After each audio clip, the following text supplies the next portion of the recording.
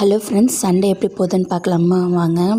So Sunday எப்பயுமே நான் hair wash பண்ணிடுவேன். அப்போ ஹேர் வாஷ் பண்ணிவிட்டு நல்லா ஹேர்லாம் ஒரு 1/2 இல்லை 1 ஹவராவது நல்லா காய வச்சுட்டு அதுக்கப்புறம் தான் பின்னுவேன்.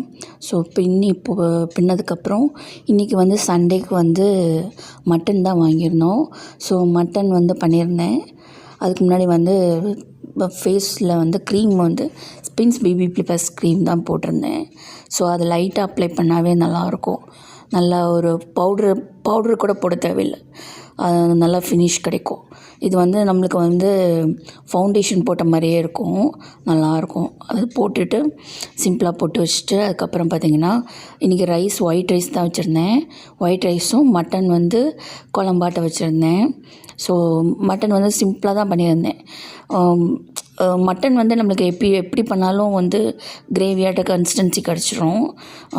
இஞ்சி பூண்டு வெங்காயம் போட்டாவே வதக்கி பண்ணாவே நம்மளுக்கு கிடச்சிரும். ஸோ அந்த மாதிரி தான் சிம்பிளாக பண்ணியிருந்தேன். அதுக்கப்புறம் நைட்டுக்கு இட்லி பண்ணலான்னு நினச்சேன்.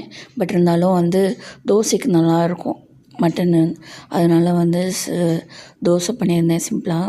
ஸோ சாப்பிட்டுட்டு இன்றைக்கி கொஞ்சம் ஹெட் பெயினாக இருந்துச்சு, ஒரே தலைவலியாக இருந்தது.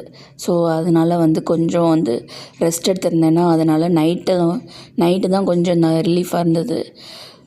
ஈவினிங் தான் ரிலீஃபாக இருந்தது, நைட்டுக்கு மேலே தான் இதாக ஆரம்பிச்சிது.